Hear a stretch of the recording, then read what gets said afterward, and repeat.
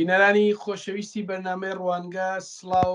ئاتتان باش لە هەر کوێکەکان هیوای شادی و سڵامەتی و لە شتاقیم بۆ خۆتان و بنەماڵەکانتان هەیە. ئازیزان هاتوومەتەوە خزمەتتان بۆ پێشکەشکردنی یەکێکی تر لە زنجیرە بەرنامەکانی ڕوانگە لە تەلەڤیزیۆنی کۆمەڵەوە. لە هەفتەی ڕابردوودا بەشێکی زۆر لە میدیا جیهانیەکان، تۆڕە کۆمەڵایەتیەکان و هەروەها کۆمەڵگای جەهانی چاویان کەوت بە سەحنەیەک کە کۆمەڵێک مەعموری ئیدارەی مەهاجرەتی دانمارک هێرشیان کردە سەر پەناخوازێک و بە شێوەیەکی زۆر بێبەزەیانە و زۆر بێڕەحمانە ئەو کەسەیان نەخشی سەرزەوی کرد و بە کەڵکوەرگرتن لە مەوادێک بۆ بێهۆشکردنی هەوڵیاندا کە ئەم خانمە کە خانمێکی خەڵکی کوردستانی ئێرانە بینێرنەوە بۆ ئێران و دیپۆرتی ئەوێ بکەنەوە. ئەمە دەنگدانەوەیکی زۆر زۆری لە ئاستی نێونەتەوەییدا هەبوو و دەورێکی تر سیاسەتگەلی دژی پەناخوازی و دژی پەناهەندگی دەوڵەتی دانمارکی نیشان چاوی کۆمەڵانی خەڵک لەسەر تاسەری دنیادا نیشانیدا کە ئەمانە بەم نەوعە لە ڕاسیزمێکی ڕوتوپەتی کە ئێستا بە بیانوگەلێکی جۆر بەجۆرە و بانگەشەی بۆەکەن و کاری بۆەکەن و بە هەموارکردنی کۆمەڵێک سیاسەتی پەناخوازی هەوڵەدەن خۆیان لە ژێربار مەسئولیەتێکی گەورە کە مەسەلەی هەڵاتن و ئاوارەبوونی پەنابەرانێکە کە لە دەست دیکتاتۆری، لە دەست جەنگ، لە دەست ترۆر و لە دەست وڵاتگەلێکی دژیژن کە کۆماری ئیسلامی هەر هەمووی پڕ بە باڵایەتی هەڵدێن و ڕوو لە وڵاتێکی ترەکەن بۆ ئەوەی کە بتوانن ژیانی خۆیان لە کەش و هەوایەکی تۆزێک ئارامتردا بەڕێوە ببن. ئەمانە بە کۆمەڵێکی بەرچاو تەبلیغاتی ناڕەوا لە دژی پەنابەران هەوڵەدەن بەردەوام هەموو دۆڕانێکی سیاسی و ئابووری خۆیان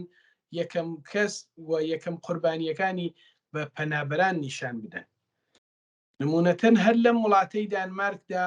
کە لە ساڵی 2015دا کۆمەڵانێکی خەڵکێکی زۆر لە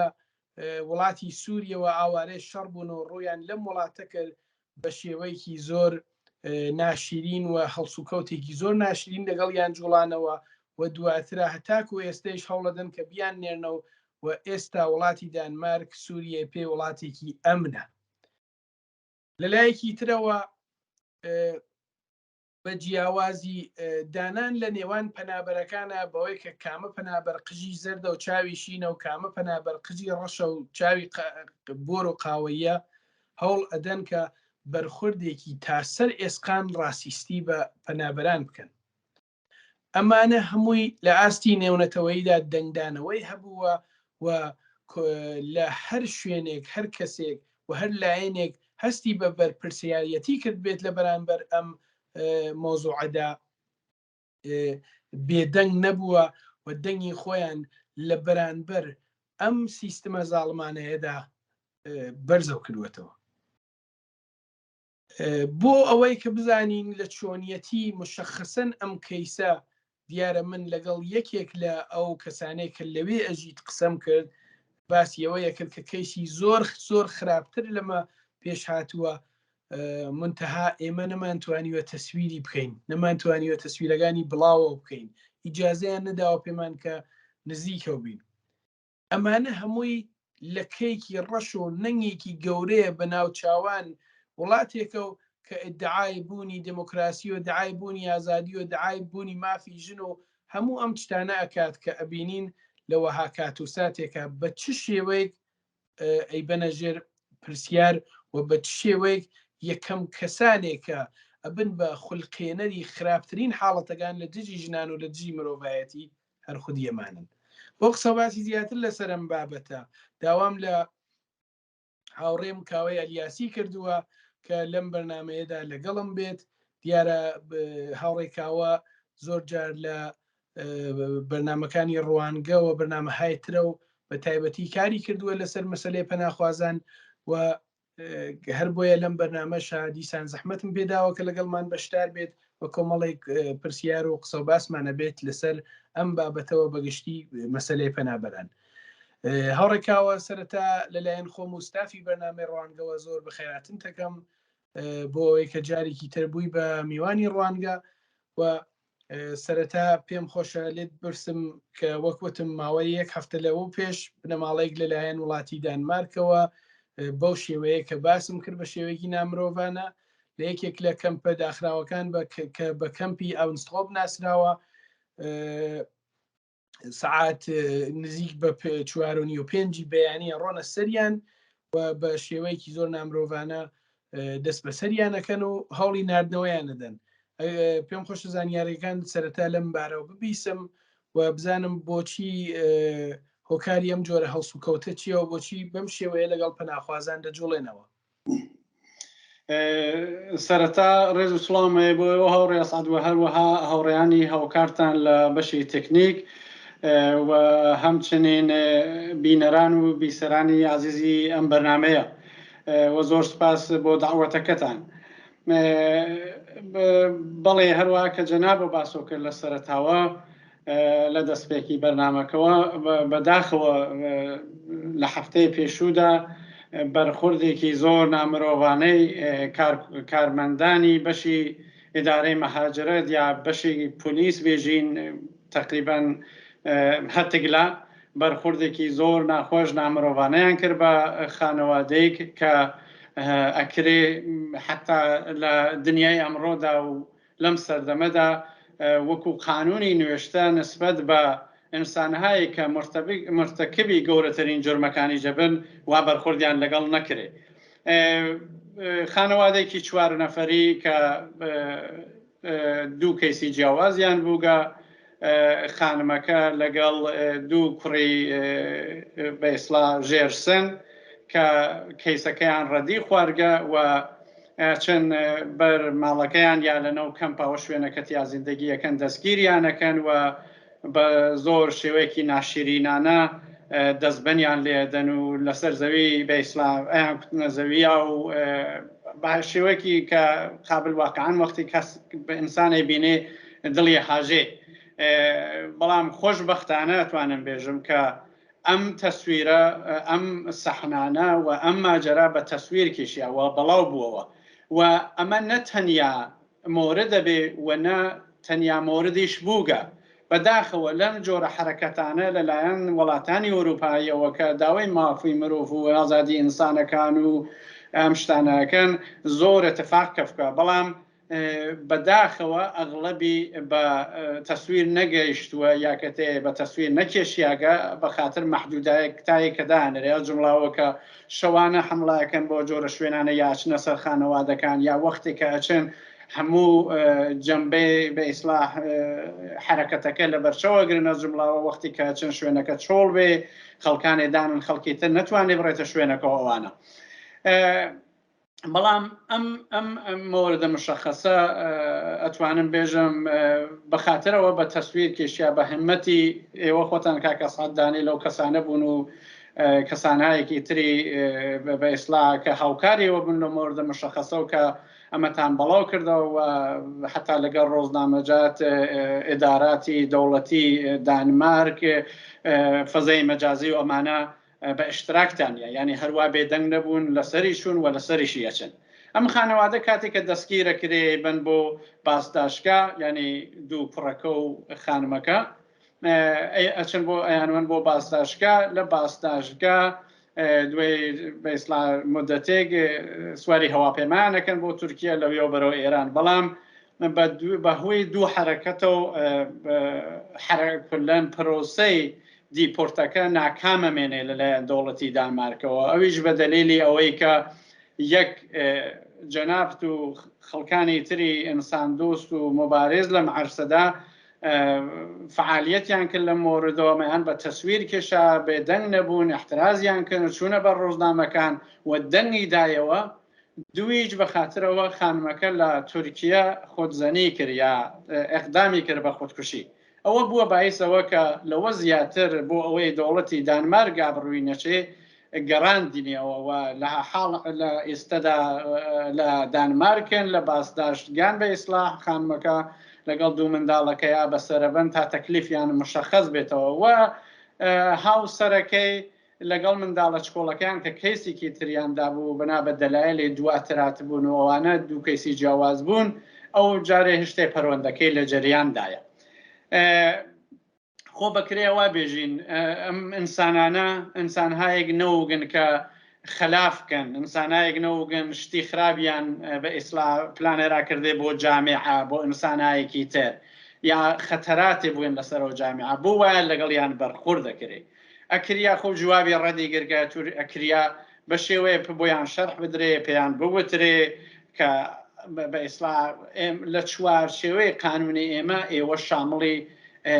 ئەوە نابن کە لەم وڵاتە بمێنەوە و ئیقامەت بگرن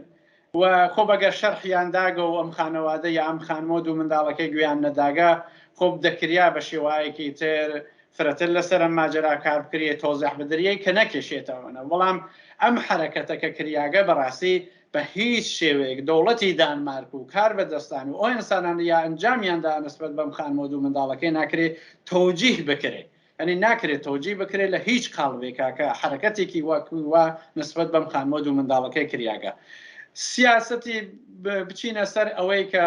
نسبەت بە سیاسەتی پەناهەندەگی و ئەوانە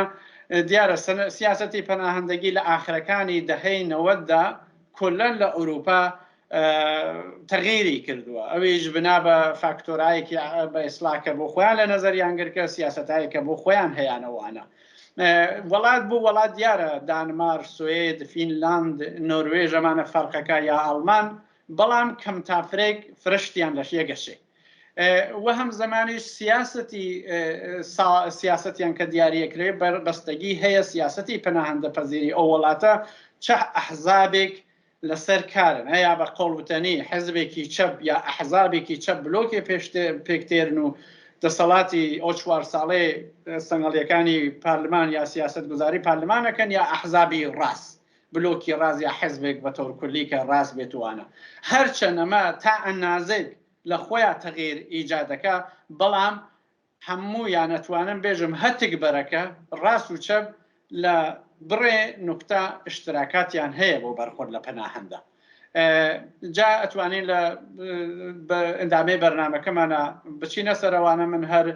بەم چەند هێنە ئیکتفاکەم کە بە ئیسلا وەختی بەرنامەکە بەم سوالۆ فەقە نەگرم. بەگشتی بەرخورد لەگەڵ پەنابەران بە شێوەیەکی بەرچاو گۆڕاوە. یعنی مەسەڵەن فەرزکە هەموو ئەم وڵاتانە ئێستا هەتاکو ئێستا هیچ کامەیان بەڕەسمی خۆیانیان لە قەوانینێکی نێونەتەوەی کە بەنسبەت مەسلەی پەنابەرانەوە بووە هیچ کامیان بەڕسمی ڕایان نەگەیاندووە کە لەو کنوانسیۆنەی ژنێڤ یا لەو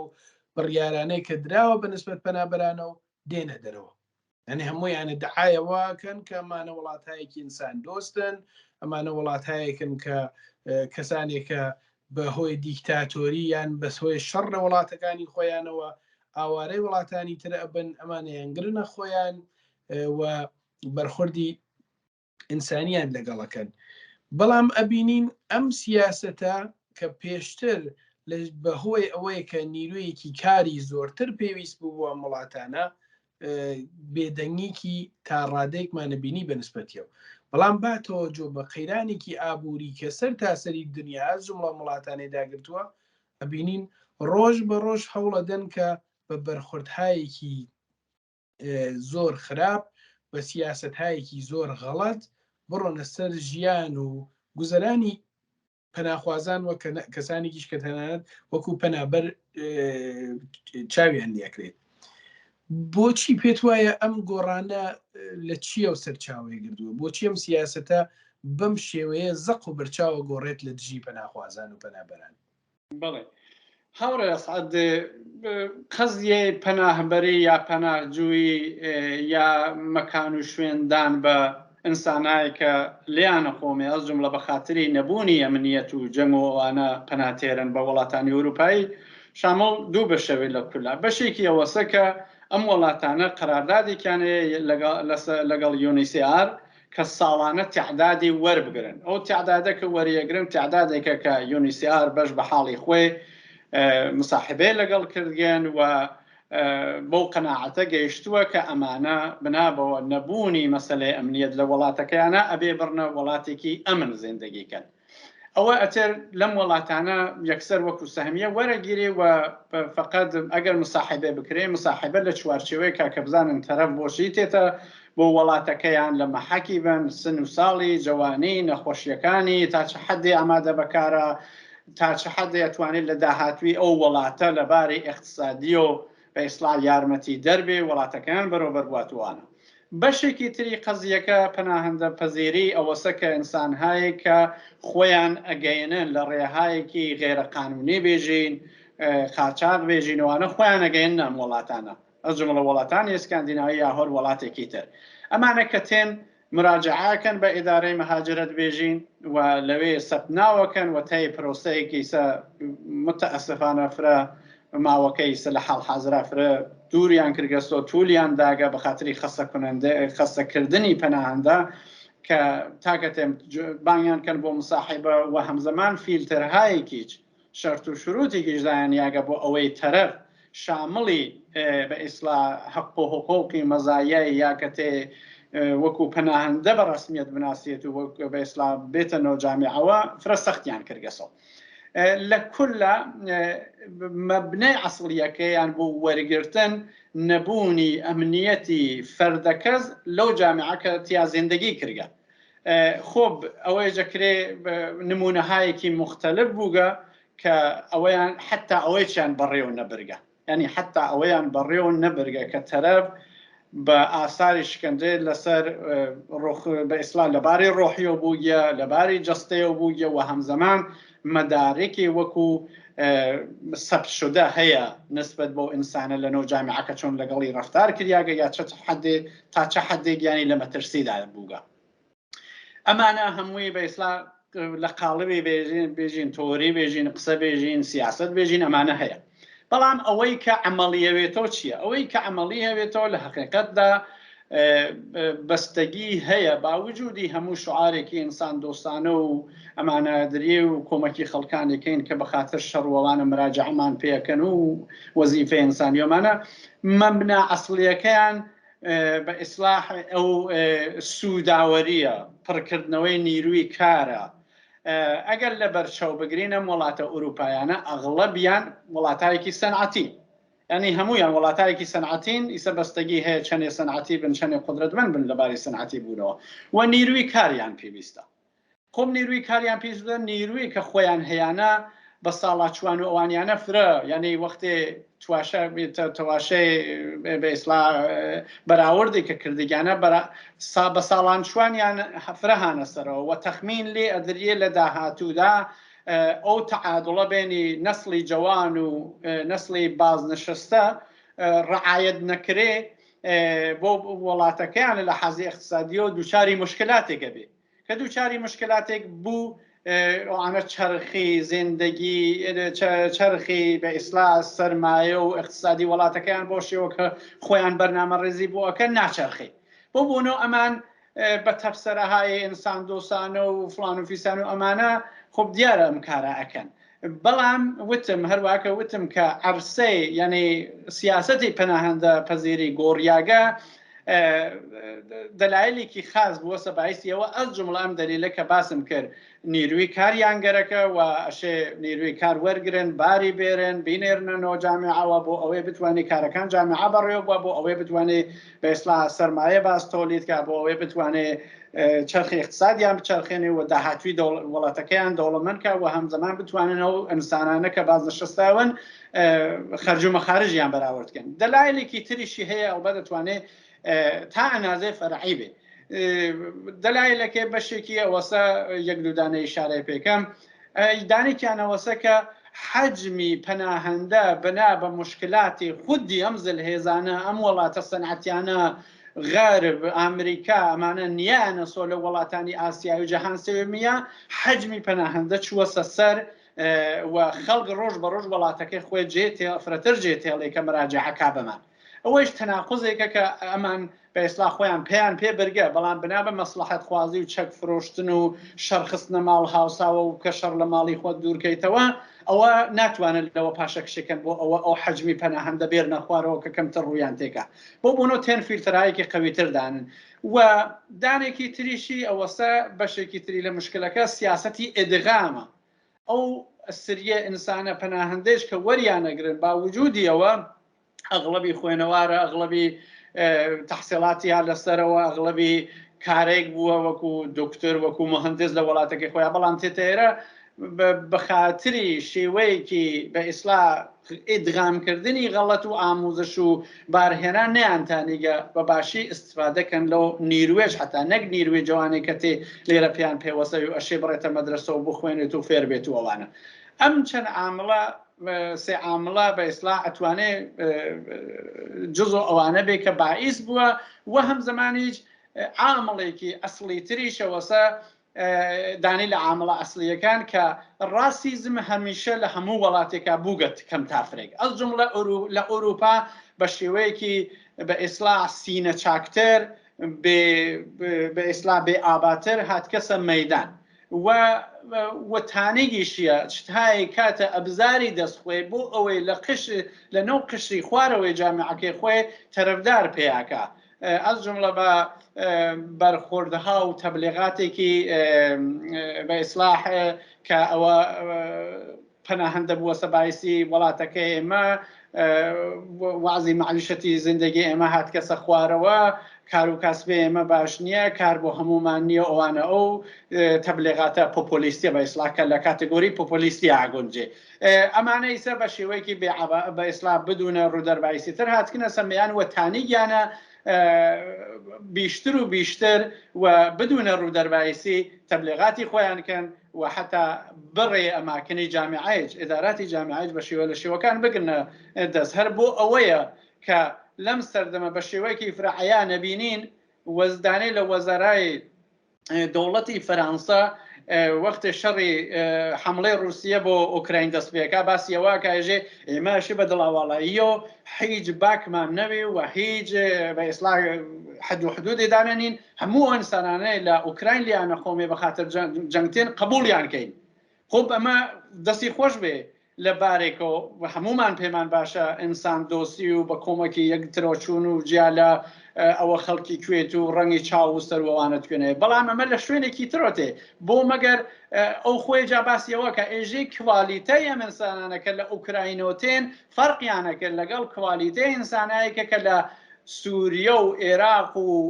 ئەفغانستان و ئێرانۆتێن و کوالیتە چییە؟ کوالیتە مەگەر ئەو ئینسانانەش دەرسیان نەخۆنگە مەگەر ئەو ئینسانانەش مهندس نین مەگەر ئەو ئینسانانەش دکتۆر نین فلان فیلسان نین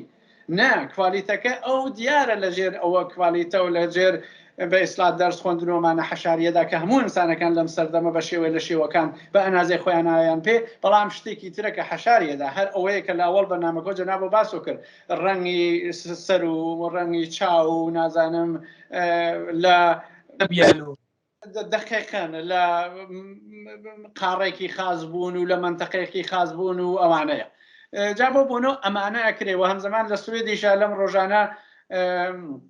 حزبێک هەیە کە حزبێکی کامەڵان ڕاستڕەوە حزبێکی ڕاستیستیە و ڕەهبەرەکەی بەنەوە یێمێ و کۆسۆن کە لە مێدیا مساحبەی کە دەباتیان لەگەڵ کرد بدونەوە بیشارێتەوە مستەقیم وتی ئێمە ئەشێ بە باشترین شێوە کۆمەکی ئوکراینیەکان کەین ئەوان فەرقەکەن لەگەڵ خەڵکانی ترا ئێمە وتی ئێمە پەناهەندەمانەیە تا پەناهەندە پەناهەندانێک هەن کاتگنەسە وڵاتەکە ئێمە چەندین ساڵە لێرە زیندگیەکەن ئەوە ئەسڵە نەشیا پەناهەندیان بۆ پێ نەدرێ ئەسڵان ڕەبتیی فکر لەوە ناکاتەوە ئەمسانە لە کوێنە ئەم جامعە چە فەنکۆنێکی پڕۆ کردگە چە کارێکەکە و وەعزیەتی تۆنە لە جامعە ئەو کولەن باسی وەسەڵە نێژێ بڕێکیان وەرمان نەگرتان بەڵام ئەمانە هەمویان وەربمان بگرتان وەختی باسیەوە کرێ باشە ئاخر منزور و چییە مەگە ئینسان فەرقیە لەگەڵ ئینسانە ئێژێ ئەرێ فەرقی هەیە ئەمانە هاوسەی خۆمانن نزیکی خۆمانن و وەعزیەتی زیندگیان جۆرێکی تر بووە و جۆرێکی ترە بێ بەڵام ئەوانەی لە دەرەوەی ئێمەتێن جۆرێکی ترن لە ئەسڵا منزوری هەر ئەو ڕنگ و ئەو بیر و بووچوون و ئەو مەسیحینین یا مسلمانن یا بە ئیسلا ڕەنگی چاویان جۆرەی ترە یاکەتێ ملیەتێکی ترێت منزوری لە عەسڵاوە یعنی ئەمە ئەتەرم ڕاسیزمە لە حاڵە لە دنیای ئێمڕۆژە لە ئەوروپا بە شێوەیەکی فرە ئازادانە نەک هەر تەبلیغ و تەرویجی خۆیەکە بەڵکو دەستدرێژی ئەکاتە سەر ئەو دەستکەوتانە کە ئینسانی پێشکەوتوو و ئینسانی ئینسان دووست لە وڵاتانە بوویەسی. بەڵێ وەتی ژاماژت بێژە پێدا بەشی لە وڵاتانە ئەحزابی سوسیال دموکرات کە خۆیان لە کاتەگۆری چەپا نیشانەدەن لەسەر کارن. هەر نمونەتەن دانمارک حزبی سوسیال دموکرات لەسەر کارە ئێتلافێکا کە لەگەڵ چەپەکان کردوویە بەشیگەن حکوومەتی تەشکیل داوە. بەڵام ئەبینین بەنسبەت دەورانێکەوە کە ڕاستەکان لەسەر کاربوون زۆر سەختگیرانەتر بەرخورد دەکەن. وەک نمونە حەزەکەم چەند شتەی مەسەڵ باسکەم بوت. مەسەڵ پێشتر لە دانمارکە دروستکردن مەدارکی سەفەر کە وەکو پاسپۆرت چاوی لەکرێت بۆ پەناهەندەکان ئەو پەڕی ماکس 2 هەفتە بوو. ئێستا دەڵێ لە کەمترین زەمانە کە بدرێتەوە بێت 3 مانگە. ئەقامە تەمدیدی ئەقامە هەر بە هەمان شێوە. یعنی مەسەڵەن کەسێک کە داوای پاسپۆرتێکی 2 ساڵە ئەکا دەبێت 6 مانگی ناو نۆبەت تا بێ 3 مانگ زووتر بیواتەوە 3 مانگ دێرتر دەستی بگرێ و تا دەست یەگرێ تەنانەت بەشێ لەوانە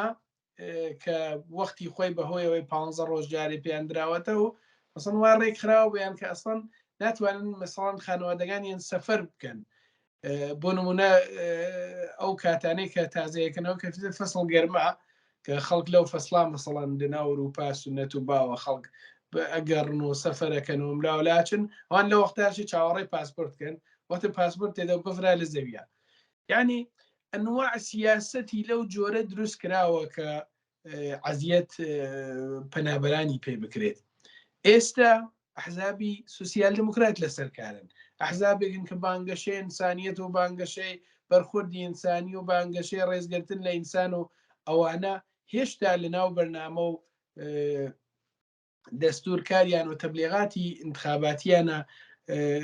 ئەبینرێت. هۆکار چییە؟ پێت وایەوە چه فشارێکە کە ئەم ئەحزابە والی ئەکات کە تەنانەت نمونەتەن وەکو دانمارک ئەبینین هەر سەفحەی هەر هەڵسوڕاوێکی مەسەلەی پەناخوازی و پەنابەریەکەیتەوە هەشتەگ ڕاسیزم دانمارکی داناوە کە لە بەرخوردی ڕاستیستیەک دێ بە پەنابەران. ئەم هۆکارە چییە؟ بۆچی ئەم ئەحزابە تەسلیمی ئەم وەزعیەتە بوون؟ بۆچی ئەم ئەحزابە تەسلیم بووگەن حەقیقەتەن هەڵەگەڕێتەوە بە سیاسەتێکی خرە و کە خۆیان ڕۆ لە سەردەمی خۆیان اتخازیان کردگە و بەجێ ئەوەی کە ڕێچارێکی باشی بۆ بدۆزنەوە و تێن بۆ ئەوەی باشی بۆ بدۆزنەوە و کە بە ئیسلام منجەر بێ بە شتێکی تر و ئاشتی بینی ئینسانەکان جیا لە کوێنەوە هاتکن و دین و مەسەبی چییە و ڕەنگی چاو و بروی و سەری چییە لە بەئیسلا جامعەیەکی سالم با ئەمنیەت و ئەمانە زیندەییکەن بەجێەوە ڕێچارە بدۆزنەوە بۆ ئەوە ئەمان تێن فقط قورسایەکی مستەقیم تەزریقەکەن لە سەردەمایەکە کە فرەکەم بردیشی کەمە کە دوایی بازم سەر هەڵەداتەوە. ئەم نوع بەرخوردکردانەی ئەوان هەرچەند لەگەڵ ئیدۆلۆژیەکەیانە ناگونجێ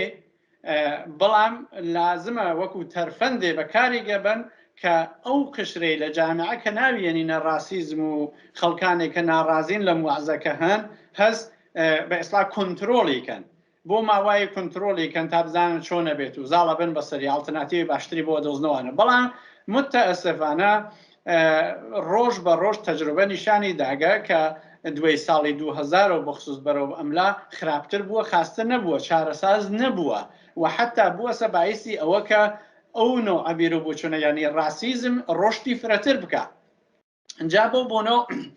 ئەوە بەشێکی لەوە سەرچاوە ئەگرێ، بەشێکی تریشی لەوە سەرچاوە ئەگرێ کۆ تو جیالەوە کە لەبەرەی ڕاستی لەم ئەحزابی منزورم ئەحزابی ئەوروپاییە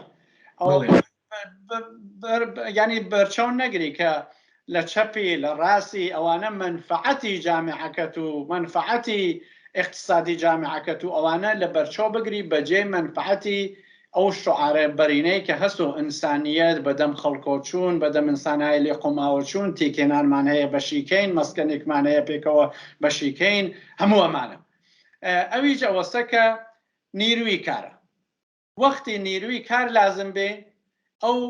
گوشایشە ئەدریێ کە خەڵکانێک بێ وەختی نیروی ئیسە ناویێنێتە ئینسان دۆسی ئەوانە لە تەرفەندایەکی خاصی بەکارەوە وەختی نیروی کار لازم نییە بۆنەوە بەرتەسکەکەنەوە ئەرسەکە شەرت و شروتێکی تایبەتی تری بۆ دائەنن جا ئەو ئەانە ئەتر فەرق ناکە کە چه حیزبێک لە سیاسەتی پارلەمان بە تۆر کولی دائەڕژێ یا چە بلۆکێ شامل ئەوە ئەبێ بە خاتریەوە یەک نیروی کار تامینکەن دوو بە ئیسلا ئەو قشرە جامعەکە ناوی ئەنێرێتە ڕاسیزم کۆنترۆڵیکەن ئەگەر تواشامان کردبێ ئینسانایی کە وەکو پەناهەندە تین بۆ ئەم وڵاتانە لێرەگە لە بە ئیسلا زیندگیکەینەوەوانە مقداری توو لە کێشێ تاکە تێ ئەوە بکەفینە سەر دۆر تا خەڵمان بناسین دۆروەرمان جامعەیەکی تازە فەرەنگێکی تازە ئیمکاناتێکی تازە کە بزانین چڕێک هەڵبژێرین بۆ زیندگیکردنی باشتر لە داهاتوە هەم بە سوودتر بێ بۆ خۆمان و هەم بۆ جامعەکە دۆروەرەکە بەڵام ئەمان لە حاڵەدا ئیسە کردیانە کارێک کە تۆ حتا پرۆسەی زوان فێربوون تەواو نەکەی کە فشار و بۆ بێرن سعیکە لە ئەسرا وەختا تەسمیم بگرە گەرەکتە چە بکەیت گەرەکیانە بە شێوەی لە شێوەکانی لەو ڕێگۆ ئەگەر تەرەف فکرێکی زوو فکری لێ نەکاتەوە بە ئیسلا چۆست و چابۆکانە نەچێتە پای و زیندگی داهاتووی خۆی نەزانێ بەرەو کوێ بە ئیسلا سۆق بدا ئەتوانێت کەبێتە نایژم مخاتراتێکەوە بە ئیسلا چایەکەوە بەڵکو ئەتوانێت تەسمیمی اشتباه بگرێت ئەوەیش سیاسەتی بازم لە پشتیە مەسەڵەن تۆ تواشاکە ئیسەکا گەسعد لە دانمارک من لە سوێد ڕەفێقیتر لە شوێنێکی تریم وڵاتە ئەوروپایانە تواشاکەین ئەوەی کە کارە لە خوارەوەی جامعە بە کێ ئەسپێردرێ لە وڵاتانە و بە ئێمەمانان ئەسپێردرێ لە سوورەتێکا پێشمانێژنەوە ئێمە حەزەکەین بێن وەکو ئێمە زیندگیکەن ستانداردی زیندگیتان وەکو ئێمە بێ حەقی خۆتانە فلانە فیسانە تۆ تواشێ هەموو پیتزایەکان کە هەمووی ڕستورانەکان کە هەمووی ڕاندە تاکسیەکان کە هەمووی ڕاندە ئۆتۆبوسەکان کە هەمووی بەشی خەدەماتی بەشی بەساڵاتچوان کە کەس لەگەڵ یان ناکارەکە کێ نایژم سوئیدی دانمارکی فینلاندی نۆروێژی تیانە یا ئەڵمانی بەڵام بە عام بووەسە بە ئیسلا عەرسەهای لە کار کە خارجیەکانی هانتیا ئەوان تا احتیاجیان بێ تا لەو عەرسەگە لە احتیاجیان بێ بە نەزەری من خەڵک وەڵەگرن بەڵام حەد و حدودێکی هەیە بۆ خەڵک وەرگرتن کە جوابی ئەو نیازانە باتەوە جیا لەوە جوابی ئەو نیازانەدا باتەوە ئەوە ئەو نیازانەی پڕۆ کردو ئەو شوێنانە پڕۆبوو بازم شەرت و شروتەکە قورس دەکاتەوە ئەتر کاری بەوە نییە کە ئەسعەد لە ئێرانە بە ئیسلا پەتی ئاعدام لە ملی بووگە شکنجە کریاگە چه ئاسەوارێ ڕۆحی شکنجە لەسەر ڕۆح و جەستەی هەیە فقط ئەوە تۆ ئەو فنکۆنە پرۆکەی بەشێکی تری جوان وەرەگرن خۆ دیارە مستەقیمە ناوترێکە تۆ جوانی ئەتوانی بڵێ پیانە وترێ توانی کارکێ توانی بڕێتە دانشگا توانی پیشڕەفتگەی تێچایە بەڵام حەدی ئەقل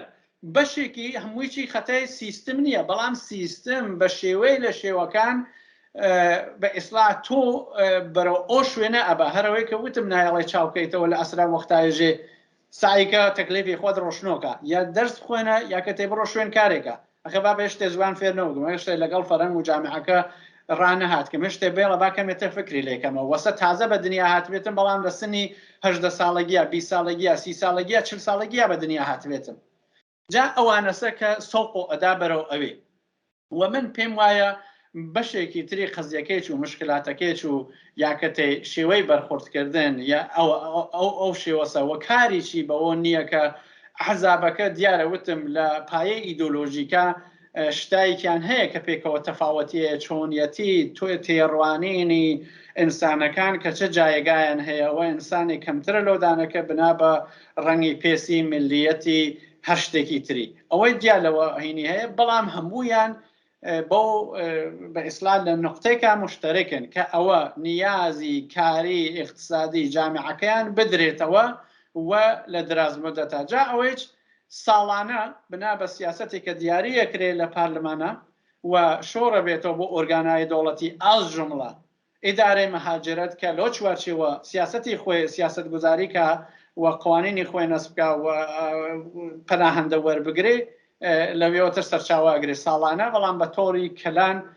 ئەتوانین بێژین هەر 4 ساڵڕایی کە ئەحزاب دیاریەکردنوانە و حتا بوجەکێکی پارلمانە دیاریەکە و ئیدارەی مەهاجرە لۆ چوارچێوە کە بزانێت چەندێک دەتوانێت کۆمەکە و کۆمەکانی لەشە چوارچێوەکە. بڵێ پەناخوازان بەرانی وڵاتانە ئەژین وەک خۆت ئاماژەت پێدا بەشێکی زۆر لە ئەسەن بەشەکانی کارکردن و بەشەکانی ئەرکێشان و زەحمەتکێشان لە وڵاتانە بەشهایەکە کە تایبەتیان کردووە بە کەسانێکە لە وڵاتانی دەرەوەی خۆیان دێن کە خۆت ئشارەت بە چەندین بەشی ئەو بەشانە کرد. ئەمانە ژمارەیەکی زۆرن لەم وڵاتانە ئەژین ئەم بەرخوردە دژی ئینسانیە بەنسبەت خۆیان و بەنسبەت دەوروبەریانەوە ئەبینن بەنسبەت ئەو کەسانەوە کە لە کەمپە داخراوەکانە ئەژین کە تەنانەت بۆ خۆیان ناتوانن دیاری بکەن کە لە وعدەکانی نانخواردنا چی ئەخۆن و چی ناخۆن دەبێت شتێ بخۆن کە ئەوان بۆیانی دیاریەکەن. یعنی بەگشتی ئەم بەرخوردە دژی ئینسانی ئەم بەرخوردە خراپە بەنسبەت کەسانێکەوە کە هەر کامیان بە هۆکارگەرێک ڕویان لە وڵاتانە کردووە ئەبیندرێت. ئەرکی ئەوان چییە؟ بەگشتی ئەرکی پەناخوازان و پەنابەران وەها کاتگەرێکە لە کاتێکا کە ئەبینن دایکێک بەو شێوە بێڕەحمانەیە لە بەرچاو دوو مناڵیە و بەرخوردی وای پێکری لە کاتێکا بینن هەر ئەو دایکە بێبەش ئەکرێت لە بینینی مناڵێکی 1 ساڵۆنی و کە شیر ئەخوات کە شەوانە ناخەوێت تا بەیانی بیانووی دایکێکرێت چۆن بە چ شێوێک دەبێ هاوسۆزی خۆیان و هاوخەباتی خۆیان بۆ ئەوەی کە ئەوانیش ببن بە دەنگێک کە بێژن ئێمە بەرهەمهێنەرین لە وڵاتانە و حەقی خۆمانەکەوەکو ئینسان ڕێزمانی لێ بگیرێت و مافی ئینسانی خۆمان وەربگرین چییە؟ هەوڕێ سعد ئیشارە بە شتێکی فرەباش کرد وەزایفی ئێمەگەل کە ڕۆژێر لە ڕۆژان یا خۆمان لەو وەعزیەتەی ئەوانە بووگین بە ساڵ 2 ساڵ 5 ساڵ 10 ساڵ ماتر بووگین تا ئیقامەتمان کردوواتکەنە سەرۆ جامعەوە یا ئەوەی سەهمیەی بووگین لە تەرەق UNHCRەوە دراوین بە وڵاتانە فەرق ناکە لە ماهیەتە هەتکی یەکێکە بەڕاستی. فکرکەینەوە ڕۆژێ لە ڕۆژان خۆمان لە هەر شوێنێکا لەو وەعزیەتا بووگین. 1 2 ئەگەر ئیمڕۆ ئینسان هەیە کە خۆیان ئەو دەردیانە بە شێوە لە شێوەکان چەشتکە یاکەتێ لەم وڵاتانە بە ئینسانی دەرەجە 2 ناوزە دەکرێن یا عەمەڵەن بەرخوردیان پێکرێ ئەگەر حرەکەتێک نەکەن لە داهاتووە ئەوانیج ئامانجی ئەو نوع حرەکەتەوە ئەو نوع ڕاسیزمن. مەسەڵەن ڕاسیزمێک کە ئیمڕۆ شعارەدا کە ئێژێ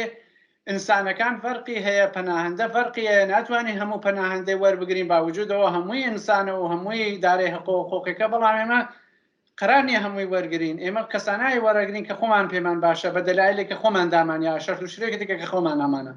ئیمڕۆ وا شعارەدا لە داهاتوودا تێت یەقێت وەگرێت لەنەوە جامیعە کە ساڵیانی ساڵ 10 ساڵ 15 ساڵ 5 ساڵ 20 ساڵ 30 ساڵ و حتا لێرەش بە دنیا هاتوویتی بەڵام دایک و باوکەکە و خەڵکی وڵاتێکی تر بن لە داهاتووە تویج موردی حملە بە شێوەیە لە شێوەکان قەرارەگری تویج موردی بە ئیسلاح بەرخوردی خراو پێکرێ لە سەدحێکی تری بەرخورد و پێکرێ و هەمیشە بە شێوە لە شێوەکان خۆت بە غەریب بزانی خۆت جزو ئەم جامیعە نازانی باوجودەوە خۆت هۆڵەدەی بەڵام هەر جامیعە دەفعەوەکە جامیعە منزورم ئەو قشرە ئەو بیر و بوچوونە ئەو قسمە لە جامیعە جا بەو بۆنەوە بۆ ئەوەی کە ئەم زیندگیش کە پێمان وایە زیندگیکی نۆرماڵە و کەس کاری پێمانەوە نیە ئەچینە سەر کارەکەمانە چ بێت تینەوە ماڵیا دەدەین ماڵێکمان هەیە لە ئێداراتە ناومان هەیە و بێسلا بڕە و بیایەکمان هەیە تاگە نازێک ئەمە ئەگەر ئیمڕۆ مبارێزەی بۆ نەکەین و لەو تەریقەوە کە دەنگی ئەوانە بین خۆشمان موردی حملە لە داهاتوودا قەرارەگرین جیالەوە وەزایفی ئینسانی هەموومانێژێ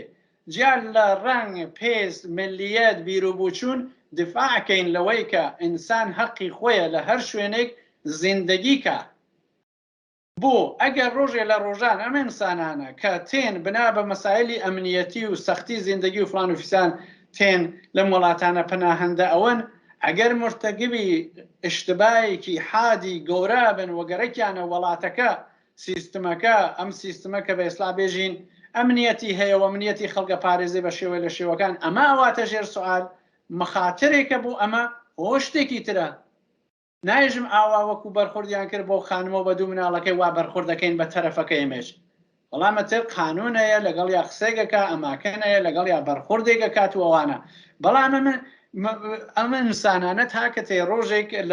بە ئێستا هەر بنا بە شعاری خۆی ئەمە جامعە و قانونەکانی کە تێن پەناهەندەیەون و حەقی خۆیانەوە وا بەرخوردیان پێکرێ ئەگەر ئێمە بەخاترەوە وەزایفە ئینسانیە یەک دووەمن بەخاتریەوە داهاتووی خۆشمان نەکەوێتە مەخاترەوە و مناڵمان نەکەوێتە مەخاترەوە ئەگەر ئێقدام نەکەین پس ئەم عەرسە لە مەبارێزە یا بە شێوەی لە شێوەکان بۆ داهاتووی زیندگیمان ناتوانین لە ئەمنیەتێکی کامڵابی. بەڵێ زۆر سپاس دەکەم کە مەجای خۆت نییە اختیارم بەرنامە من پرسیارێکم نەماوە لە کۆتاییە ئەگەر بۆ خۆت لە جەمبەنی قسە و باسەکانمانە پێت وایە مەسلەیەک ئەماژێ پێ بدەی لە خزمەتتا من. مەمنون هەوڕێ سعدیان بە ئێسلا ئەوەی کە حەزەکەم بێژمیە وەسەکە هەموو ئینسانهایەکی ئینسان دۆست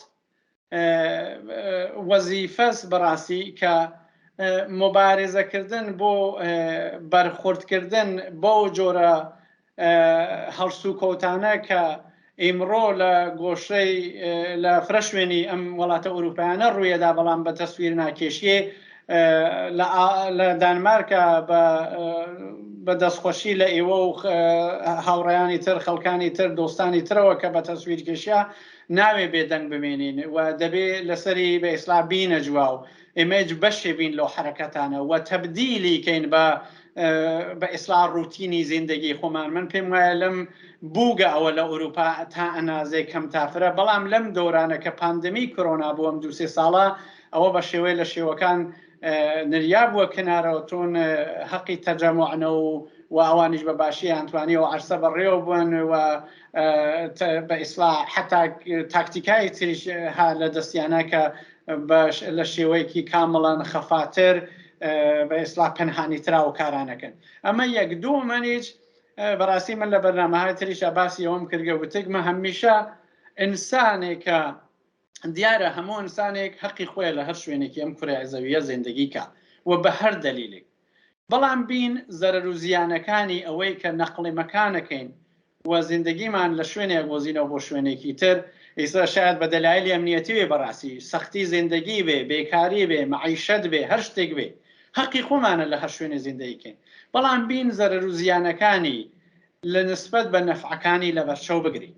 ئەنی باوجودی سەختی ڕێگاکەی هاتوونە هاتە باوجودی ئەوە گەیتە مەقسەد بەرخوردێکی وا وەکو ئەو خانمەوە دوو مناڵێت پێدەکرێت هەموو ئەوانە لە بەرچاو بگرین و سەبەک و زەنگێنیکەین کە بە ئیسلاح بزانین ئەرزشی هەیە یانە دەستی ئەوە خۆش بێ و مەمنون بۆ ئەم مەجالە زۆر سپاس کە لەم بەرنامەیەدا لەگەڵمان بوون بەڵێ بینەرانی خۆشەویستی بەرنامەی ڕوانگە ئەوەی کە پێشکەشتان کرا قسە و باسێک بوو لەگەڵ هاوڕێکاوەیە دیاسی سەبارەت بە کێشەی پەنابەران و هەروەها ئەو دوایین ڕووداوانەی کە بەنسبەت بنەماڵەیەکی پەناخوازی خەڵکی کوردستانی ئێرانە و لە وڵاتی دانمارکە ڕوویدا بوو و هەتاکو ئێستەیش هەر هەڕەشەی ناردنەوەی ئەو بنەماڵەیە و چەندین کەسی تر لە ئارادایە کە هیوادارم بە خەباتی بەردەوام و جددی هەموو پەناخوازان و پەنابەران بتوانین لە بەرامبەر ئەم سیاسەتە دژی ئینسانیەی ئەم وڵاتانە کە بەبێ هۆکار کەسانێکی لەو جۆرە ئەنێرنەوە بۆ ناو سیستمێکی دڕەندە وەکو جمهوری ئیسلامی کە دیار نییە چارە نووسێک چاوەڕێیان ئەکات بوەسینەوە. بەسپاس لەوەی کە تا ئێستا هاوڕێ بەرنامەکەمان بوون و هیوادارم کە ئەم بەرنامەیە جێگای سوود و ڕازامەندیەوەی خۆشەویست بوو بێت تا ڕوانگەیەکی تر کاتێکی شات.